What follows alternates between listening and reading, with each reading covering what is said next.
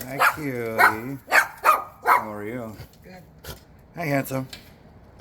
So what you can do is see if he'll go towards his... Does he have a bed? Come on. Go on. That's right. Let him smell. Let him get it. All the information. He's testing to see. There we go. See if you go on your chair or... That's a good shake off.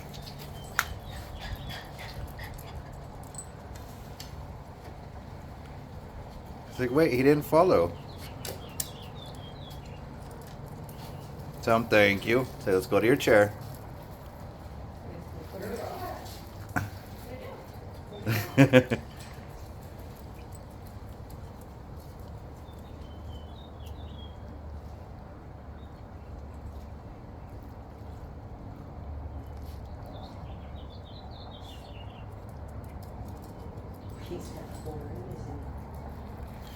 Okay, go ahead and invite me in.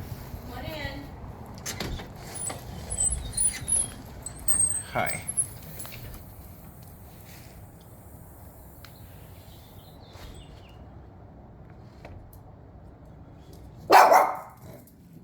Tell him, say, I see him. Go ahead and call him. Koa, come on. Both doors. And you can pet him. When he's coming to you, he wants, if the best you can. Tell him Okay. thank you. Good girl. Thank you. Or her, for sorry. coming back. Yeah, good girl. We'll say it calmer. Just, we don't want to get excited because Right. I'm already exciting, even though I'm not. I'm so boring. Like, oh my God. But that way he understands that it's accepted. And the reason why when we let him go back and forth, if he can follow you, that's great. Okay. But he was able to practice that. Nobody has to come in until he's calmer. And the fact he's staying by you, either one of you, is great. So I don't have to say hi. He can smell. Her name, right? Okay. Thank you, Koa. And ideally, like, she doesn't have to say hi to anybody. If you can get her to go, want her to be on her bed. Okay. Because ideally, after the initial excitement, a lot of small dogs just have to come running because it's something new out of the ordinary, which is a quiet house, right? Right. So that's disrupting. And plus, if we get up to go check the door, they're just They're copying, gonna right? Right. So let her run over and then see if she can, in a minute, you don't have to open the door, see if she'll go back to her normal place of rest. Okay. Reward her when she's there, of course. You don't have to be excited, but reward her when she's there. Pet her a little bit. Tell everybody else, I'll be right there. Good girl. And then when she goes back to her place, because what's going to end up happening is she's going to see you.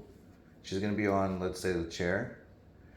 And then you're walking over to the door. She's going to see you protecting her from the people coming in. And then you can direct people to go to the kitchen or... You come in here. Are you ready, Koa? So her body language right now is a little bit better because she's able to stand on all fours, not be tense on all fours, like leaning in. Right. Okay. And now she's smelling more of me, not just one specific spot. Doggy Daily News, I'm telling you. Mm-hmm. There's a comment that I just posted on Facebook where it's this guy walking his dog and the dog looks back and there's like 4 dogs smelling the tree. And the dog's thinking to himself, man, I get so nervous when my stuff gets peer review. Peer review. Peer review. Where did you go? It's so small I can't see you. See, now she's a little nervous. Now she's been able to get it. Now she's coming to you for comfort. Did he look at you? And so we can calmly pet her because she's excited. So we calmly pet her. We don't have to calmly. There we go. Because if we pet her when she's excited, when she's nervous, like she's already going to come to us excited. Because, Okay. oh my God, I feel safer. But if we pet her calmly, where she's want to come to you for safety, which means she's going to be excited. And then she's going to want to calm down.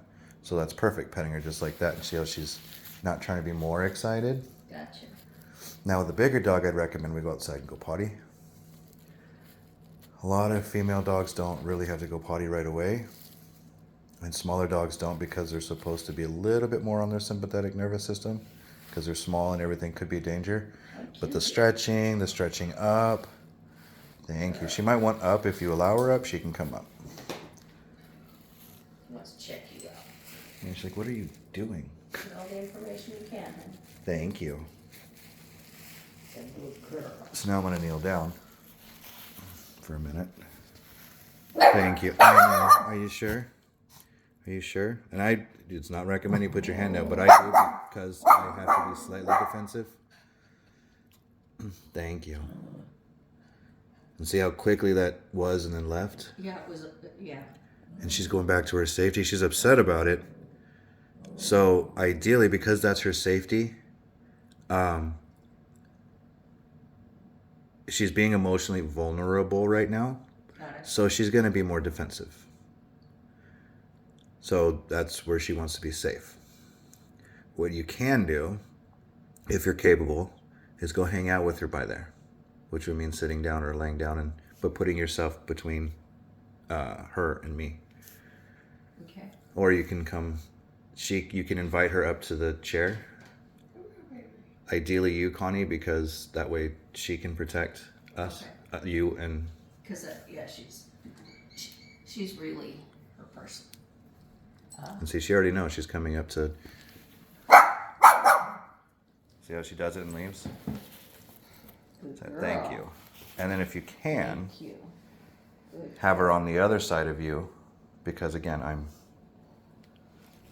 I got you. Good Basically, girl. I'll save you, you're fine.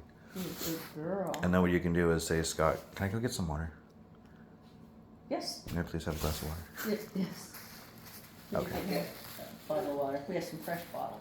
Okay, bottle, glass, tap, whatever. As long as it's safe to drink out of the sink, I don't care. Well, let me think. There's towns where I've been, they're like, no, they show me their closet, it's just bottled water. Yeah. Or, Bottled water, you can't drink it all. A lot of chlorine in Gilbert water, I'll tell you. okay. Yeah, if there's a lot of places, like Calistoga is right by the one of the geysers, so it's nothing but sulfur. Oh my gosh. Yeah, so they have to have, and that's wine country. Thank you so much. Yep. Scott, this is Kathy. Yes, Hi, Kathy. I was like, that's not the Connie I remember when I saw you get to the door because you can't see in. I was like, wait a I minute. don't know you. That medication's doing something to you. Yeah. It made you taller.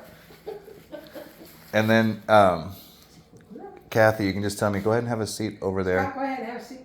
And then what we'll do is we'll take her bed from there because it's too close to me and put it between both of you. So yeah, I see you.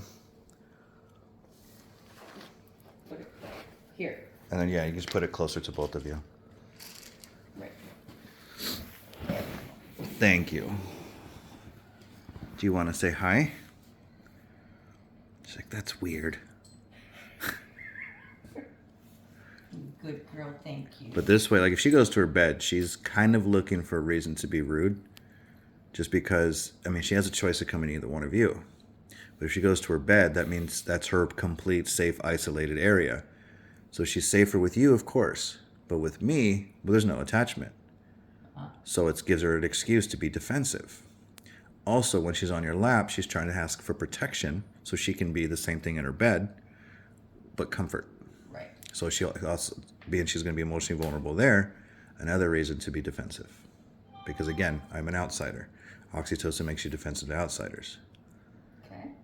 So my main thing is to make sure that she's going to, if she can be curious, she's absolutely totally curious. I don't want to feed up on that, but when she starts to feel safer, she needs to be able to come over to you. Right. At least be able to, and you can say, all right, that's enough, Koa. Come hang out over here, please. And then put her on her bed or one of these spots or somewhere else where she's not feeling the need to go run. If she does run, she can look at you and you can go, that's okay, go back to your bed, I got it. And then direct everybody else away from her. And ideally the best, you can keep her between, or you between her and danger, quote, the better. Can you be here tomorrow to explain that to the pool man that runs in and runs out like he's on? In the house? Did you go through the house or did you just... He just got in the backyard. Yeah, she can learn that. Yeah, that's Oh, always I a fun can. one. I have